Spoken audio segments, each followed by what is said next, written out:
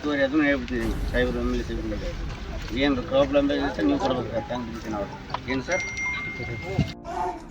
ನಾನು ನಿಮ್ಮ ವೈದ್ಯಶ್ರೀ ಇಸ್ಮಾಯಿಲ್ ನಿಪ್ಪಾಣಿ, ಬಾಗಲಕೋಟೆ ನವನಗರ.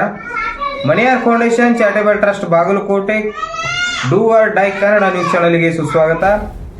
ಕುಸಿದ ಮನೆ ಬೆಳೆ ಹಾನಿ ವೀಕ್ಷಿಸಿದ ಶಾಸಕರಾದಂತಹ ಜಿ.ಟಿ. ಪಾಟೀಲ್ ರವರು ಬಾಗಲಕೋಟೆ ಜಿಲ್ಲೆಯ ವಿವಿಧ ಭಾಗಗಳಲ್ಲಿ ಅತಿಯಾದ ಮಳೆಯಿಂದಾಗಿ ವಿವಿಧೆಡೆ ಅಪಾರ ಪ್ರಮಾಣದ ಹಾನಿಯಾಗಿದೆ.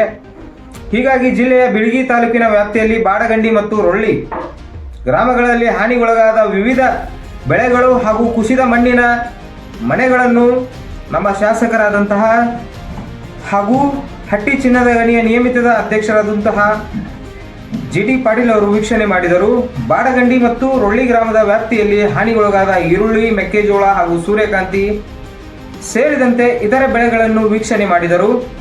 ಜಮೀನುಗಳಿಗೆ ಭೇಟಿ ನೀಡಿ ಬೆಳೆ ಹಾನಿಯಾಗಿ ಮಾಹಿತಿಯನ್ನು ಅಧಿಕಾರಿಗಳಿಂದ ಪಡೆದುಕೊಂಡರು.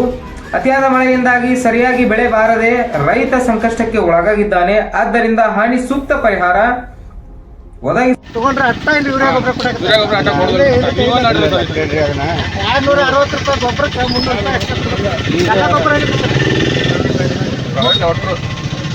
ಸೇರ್ಕೊಳ್ತೀವಿ. ನಾನು ಯೂರಿಯಾ ಗೊಬ್ಬರ ಅಟ್ಟ ಕೊಡೋದಿಲ್ಲ, ಯೂರಿಯಾ ಉಳಿಕೆ ಗೊಬ್ಬರ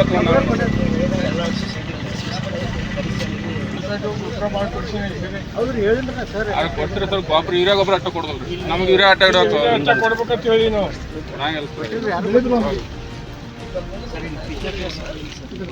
ಮಳೆ ಜಾಸ್ತಿ ಸೂಕ್ತ ಪರಿಹಾರ ಒದಗಿಸಲು ಕ್ರಮ ಕೈಗೊಳ್ಳಲು ಅಧಿಕಾರಿಗಳಿಗೆ ಸೂಚಿಸಿದರು. ರೊಳ್ಳಿ ಹೊಸ ಗ್ರಾಮಕ್ಕೆ ಭೇಟಿ ನೀಡಿದರು. ಅವರ ಮನೆ ಕುಸಿದ ಮಣ್ಣಿನ ಮನೆಗಳನ್ನು ವೀಕ್ಷಣೆ ಮಾಡಿ ತುರ್ತಾಗಿ ₹5,000 ಒದಗಿಸಲು ಕೆಲಸವಾಗಬೇಕು. ಬಿದ್ದ ಮನೆಗಳ ಸರ್ವೆ ಮಾಡಿ ನಿಖರವಾಗಿರಬೇಕು. ಯಾವುದೇ ಮನೆಗಳನ್ನು ಬಿಟ್ಟು ಹೋಗಬಾರದು. ಸರ್ವೆ ಕಾರ್ಯದಲ್ಲಿ ಮನೆ ಬಿದ್ದರೂ ಬಗ್ಗೆ ಶೇಕಡಾವಾರು ಪ್ರಮಾಣದಲ್ಲಿ ಪರಿಶೀಲಿಸಿ ಸೂಕ್ತ ಪರಿಹಾರ ದೊರಕಿಸುವ ನಿಟ್ಟಿನಲ್ಲಿ ಕೆಲಸ ಮಾಡಲು ಅಧಿಕಾರಿಗಳಿಗೆ ಸೂಚಿಸಿದರು. ಈ ಸಮಯದಲ್ಲಿ ಜಿಲ್ಲಾಧಿಕಾರಿಗಳು ಹಾಗೂ ಇಲಾಖೆಯ ಜಂಟಿ ನಿರ್ದೇಶಕ ಶ್ರೀಶೈಲ್ ಕಂಕನವಾಡಿ, ತೋಟಗಾರಿಕೆ ಇಲಾಖೆ ಉಪನಿರ್ದೇಶಕರಾದಂತಹ ರವೀಂದ್ರ ಹಕಾಟಿ, ಬಿಳಗಿ ತಹಶೀಲ್ದಾರರಾದಂತಹ ನಮ್ಮ ವಿನೋದ್ ಹತ್ತಳ್ಳಿ ಸೇರಿದಂತೆ ತಾಲೂಕು ಮಟ್ಟದ ಅಧಿಕಾರಿಗಳು ಉಪಸ್ಥಿತರಿದ್ದರು.